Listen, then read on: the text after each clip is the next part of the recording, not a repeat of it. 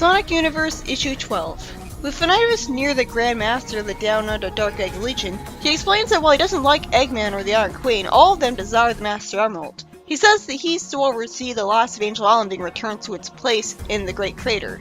This won't be like the game, so I'm assuming he'll fail or it'll be undone. Finiteness tells the Grand Master to look for Ray and Julie. The Grand Master tells a grunt that he doesn't want to be disturbed, says he's been waiting a long time for this, and then he frees everyone with the chains, looking depressed afterwards. He says that he'd rather Vector stay locked up, we'll never know why, and I kinda would considering the way he treated Julie Sue, but he needs all the help that he can get. Vector says to Bill, apparently, that he's no position to judge. He apologizes they didn't have the time to explain everything to the team that thought he betrayed them. When Eggman pressured the region, his people saw an opportunity for power. It kind of makes sense that people will be desperate for power considering Eggman's running the world and all. And they came to him since he led them once before, even though he was brainwashed at the time. With technology that you'd think a lot more people like the Legionnaires would have in them by now. Bill couldn't convince them not to, and his idea of managing the crisis and maintaining control was to volunteer himself to Eggman.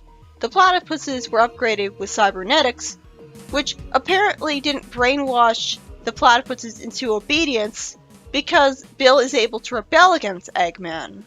Somehow.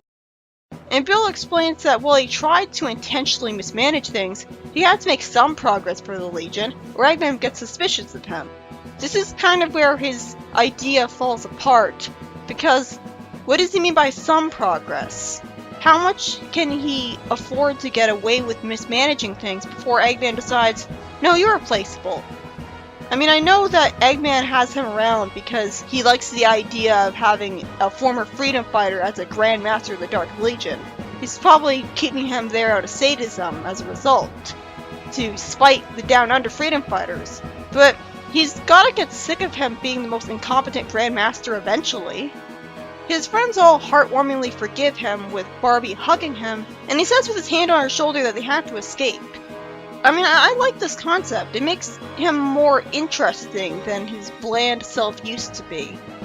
Suddenly Thrash, who's with them, reveals that he can yell to create sound waves, which don't hurt the ears of his allies for some reason, as they act like he's not doing it at all. Also, he's supposed to be a Tasmanian devil. He looks nothing like him. Vector says that they're out of warp rings, and Mighty throws Knuckles upwards to the island. Finiteness actually tries to manipulate Knuckles, acting sweet and saying that he wants to save the world, even though he tried to destroy it before. And Knuckles proves that he's not the most gullible thing ever by getting mad at him. Finiteness reveals that Dimitri wasn't the first person to go crazy with Chaos Energy and dress up in the same way that his Enerjack persona did. I guess that explains where he got the idea all of a sudden. But if Enerjacks existed outside of Angel Island, like in Albion, then Dimitri couldn't have gotten the idea from Albion, so that was one huge coincidence then. Also, we're never really going to find out what exactly Finiteness means by that. Finiteness explains that he knows things and Knuckles doesn't, like the answers to the strange ruins on Bolthus Island below, the secret sins of Albion, the truth to Enerjack, and the quote-unquote goddess Aurora. I do want to learn about all this, and I'm sure if Penders was writing, we actually would, but instead we'll never learn any of this. Because Knuckles is noble, and snaps when he's told that he can get anything he wants when that's not really true. He says, I want my father back! I want to be able to face my mother again! I want to be able to face my people again! And I want you off my island! All as he attacks him. Finiteness starts to fight back, and the two's fists collide, and the two start glowing with chaos energy. Finiteness reminds Knuckles that his lack of control over it gave him his connection to the Master Emerald. The two both say the SK1 chant, although Finiteness changes it around to serve himself. And if he could do that, it kind of makes me wonder what the point is of having a magical chant, since it's going to work anyways if you use it in a different way. And then Finiteness sends Knuckles into a warp ring halfway somehow, and says, let's find out what happens when I close one of these when you're only halfway through. Shouldn't it be obvious? Fortunately, Julie comes over at the last moment to knock him out, starting at the Chekhov's gun, as she had been told to guard the emerald earlier, and I honestly forgot all about that. The comic doesn't use Chekhov's gun nearly as often as it did in the early days, I've noticed. The Down Under freedom fighters tell Knuckles that the island is free to fly again, and Bill is back to trying to mismanage the Dark Egg Legion Down Under, which Wombat Stew is fine with. Barbie shakes Vector's hand, admitting reluctantly they did good work, and then she says that Dad would be proud, and Vector says he could never please the old man. so obviously he used to know Barbie's father. And her saying Dad would be proud. Were they raised together? Was Barbie's father his adoptive father? Him coming from down under comes out of nowhere, but it's interesting at least. Thrash says with a smirk that it sure would be a terrible thing for the last of Knuckles' kind to be wiped out. I'm sure the game purists would love it. The way he phrases it though, I'm really surprised they don't just immediately realize what he wants to happen. Why isn't the hothead Knuckles snapping at him like, is that a threat? Instead they just watch as Thrash leads with the warp ring, totally trusting him and letting someone who's not a hero steal a warp ring on them. Ray then tells Vector, the Master Emerald, that of course finiteness survived the fall from the island. He's a comic book villain. Those aren't allowed to die. He could be blown up and he'd be fine.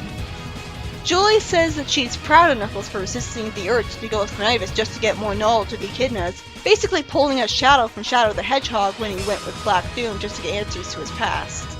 Knuckles says that the offer wasn't that tempting because he never trusted finiteness to tell him the truth. And even if he did, the truth wouldn't be worth giving up everything he has now. The story ends with finiteness thinking that Knuckles has nothing worth protecting, and planning to sacrifice his life for his next plan, all while standing in front of an Eggman statue that's collapsed, but not broken into a million pieces for scrap metal by the heroes for some reason. Guess that was too hard. This issue was by Ian Flynn, and has a shocking revelation of Bill from the Down Under Freedom Fighters freeing Knuckles and his friends and explaining that he was trying to intentionally mismanage the Dark Egg Legion as Grand Master, earning forgiveness from his friends in the process. I say shocking because I didn't even recognize him in his new design. I also loved seeing Knuckles snap at finiteness and tell him off. I could really feel his frustration. Sadly, he just throws him off the island instead of killing him in a more surefire way like he did with the Hunter, leaving him alive to plot against his life. And Thrash, after making a very obvious suggestion that he wants all the echidnas gone, somehow isn't caught in that by the paranoid Knuckles and Julie Sue, and just warps away with nobody being suspicious of him at all for that random action. Aside from that forced nonsense, it was a satisfying conclusion to the story arc.